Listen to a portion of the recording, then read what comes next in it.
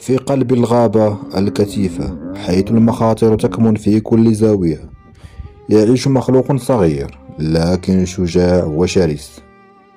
غرير العسل. أرضه تحديات يومية، ضباع تتربص، طيور مفترسة تراقب. حتى المفترسات الكبيرة ليست بعيدة، لكن الغرير يعرف كيف يحمي صغاره وكيف يعيش في عالم لا يرحم. صغار الغرير يولدون ضعفاء، لكن مع مرور الأيام يصبحون أقوياء.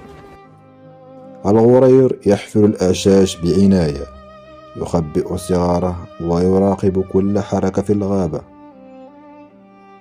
الغرير لا يهرب أمام أي تهديد، يتحرك بحذر ولكن بسرعة عند الحاجة.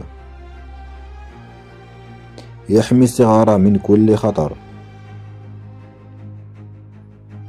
الضبع مفترس قوي يتسلل نحو العش. الغرير يقف ويمسك مكانه. الضبع يبتعد مؤقتا، ولكن الغرير يظل يقظا، لا يترك صغاره لحظة دون حماية.